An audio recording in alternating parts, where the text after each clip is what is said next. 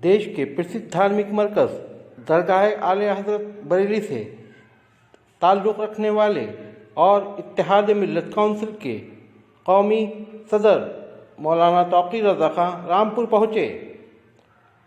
15 मार्च को निकलने वाली तिरंगा यात्रा के लिए मौलाना तौक़ीर रज़ा खां ने प्रेस वार्ता की, जिसमें कई अहम मुद्दों को बात की और बताया कि बरेली से निकलने वाली तिरंगा यात्रा रामपुर और मुरादाबाद के अलावा कई ज़िलों को होती हुई राष्ट्रपति भवन जाएगी, जहां अहम मांगों को लेकर राष्ट्रपति महोदया को ज्ञापन सौंपा जाएगा। ज्ञापन में मुसलमानों के मसाइल को लेकर कई अहम मुद्दे होंगे, जिसमें इंसाफ की उम्मीद की जाती है। क्या किस मामले में तो क्या मुद्दा है? रामपुर आ जाने का मकसद ये है कि 15 तारीख से हमारी तिरंगा यात्रा दिल्ली के लिए बरेली से दिल्ली चल रही है जी। उसके लिए मैं आज दिल्ली जा रहा हूं और मैंने मुनासिब समझा कि रास्ते में आप लोगों से भी रूबरू हो जाए और जो तफसील है हमारी जी, जो हमारे मसाइल हैं।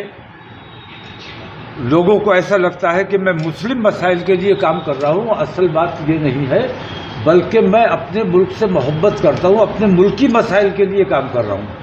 मुल्क में जो अफरा तफरी का माहौल है, जो गुंडागर्दी का माहौल है, तासुब और नफरतों का माहौल है, उस माहौल के सरपरस्ती जो हुकूमत कर रही है, वो हुकूमत जो कहती है सबका साथ सबका विकास, दुनिया जानती है कि वो जुमलों के लोग हैं, जुमलेबाजी करते हैं, तो ये उनका मात्र एक जुमला है।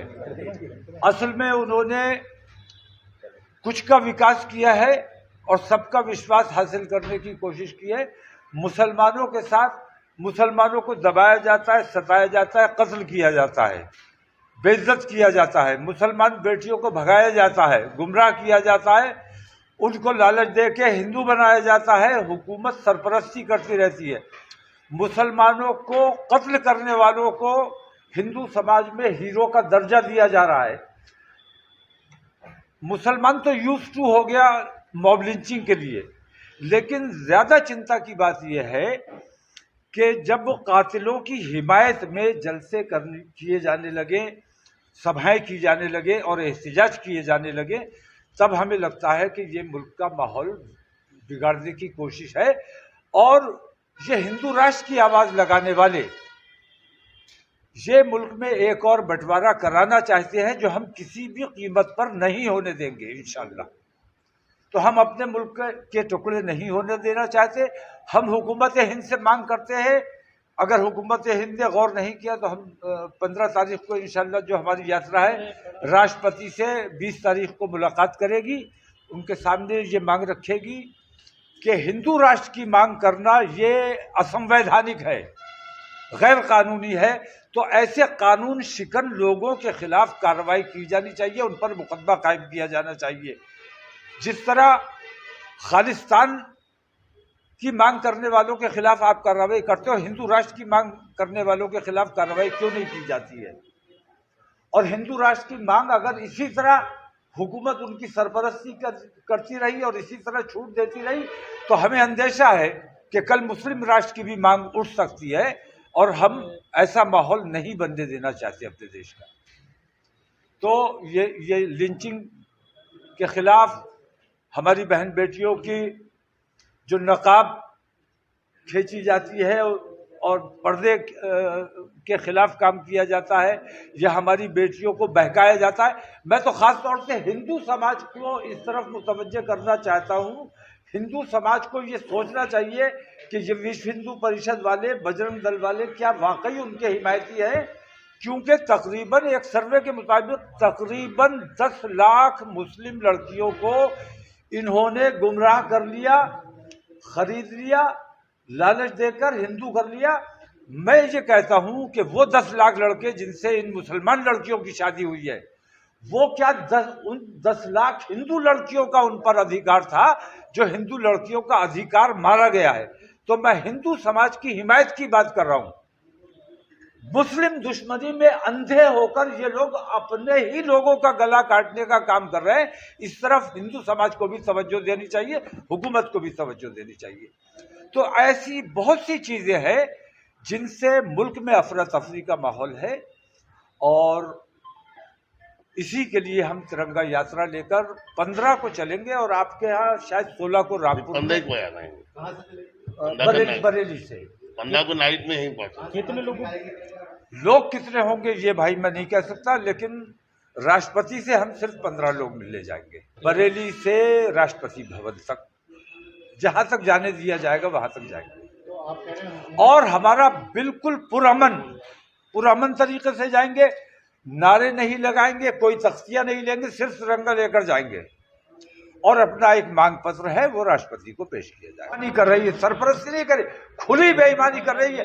और हुकूमत ने बाकायदा टीमें बनाई हुई है। ये विश्व हिंदू परिषद जैसे और बजरंग दल जैसे संगठन इन्होंने छोड़े हुए हैं कि आप मुसलमानों को सताइए, कत्ल कीजिए, आपको मुकदमों से बचाया जाएगा, आपको इनामात दिए जाएंगे, आपको हीरो बनाया जाएगा।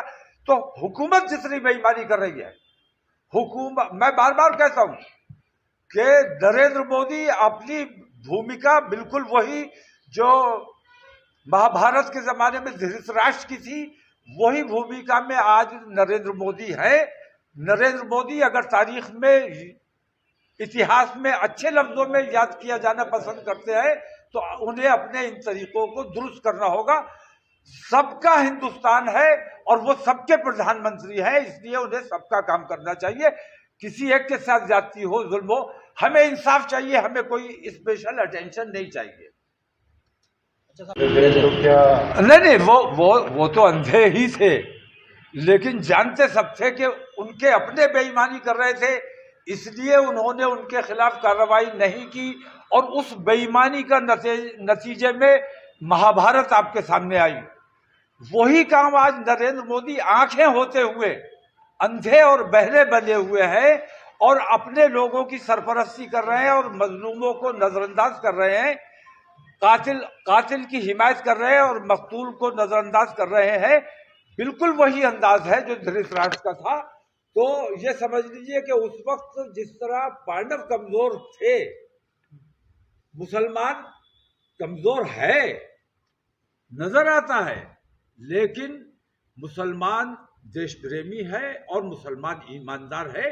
बेईमानी के खिलाफ हम पूरी मुस्तैदी से, मुस्तहकम तरीके से खड़े हुए हैं। और मुझे यकीन है कि हिंदुस्तान के संविधान में यकीन रखने वाले और लोकतंत्र में यकीन रखने वाले तमाम लोग इंशाल्लाह इसमें हमारे साथ होंगे। क्या इससे हिंदू मुत्तहिद नहीं होंगे? तो मेरे साथ इसमें हिंदू भी होंगे, मेरे साथ इसमें सिर्फ अंधभक्त नहीं होंगे और वो सारे चैनल जो बिके हुए हैं वो नहीं होंगे। बाकी तमाम हिंदुस्तान से जो लोग मोहब्बत करते हैं वो किसी कीमत पर ये नहीं चाहेंगे कि हिंदुस्तान में अफरा तफरी का माहौल बने। वो किसी कीमत पर ये बताइए, मैं आपसे सवाल करता हूं कि वो बम जो 2014 से पहले फटा करता था, वो बम आज कहां चला गया? वो अब क्यों नहीं फट रहा है? अगर मुसलमान वो बम फोड़ रहा था, मुसलमान आतंकवादी था, तो आज तब से ज्यादा परेशान है। आज मुसलमान को आतंकवादी बनना चाहिए, उसे बम फोड़ना चाहिए, लेकिन मुसलमान न उस वक्त बम मार रहा था न आज बम मार रहा है। जो बम मार रहे थे वो हिंदू समाज को बहकाने का काम कर रहे थे कि मुसलमान बम मारता है। असल में वही लोग हैं जो आज तख्ते हुकूमत पे बैठे हुए हैं। इसीलिए आज कहीं बम नहीं फट रहा है। योगी आदित्यनाथ कहते हैं कि हमारे सरकार में दंगा नहीं हुआ। मैं कहता हूं वाकई तुम्हारी सरकार में दंगा नहीं हुआ, क्योंकि भाई दंगा तो तुम ही कराते थे, हम तो दंगा कभी कराते नहीं थे। हम दंगों से हमेशा बचने की कोशिश करते हैं, अपने देश प्रदेश को बचाने की कोशिश करते हैं, देश से प्यार करते हैं, बम विलास से बचने की कोशिश करते हैं, अपने लोगों को बचाने की कोशिश करते हैं। हमने अपने नौजवानों को कंट्रोल में किया हुआ है।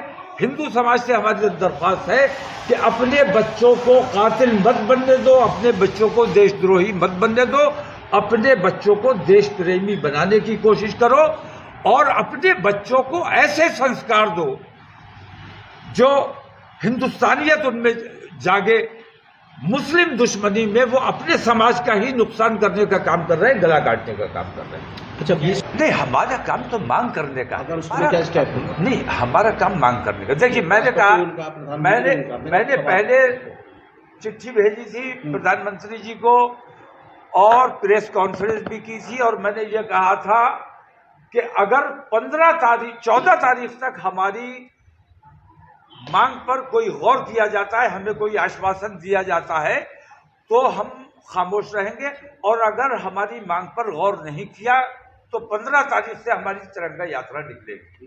तो वो मैं अपने उस काम पर अमल कर रहा हूं।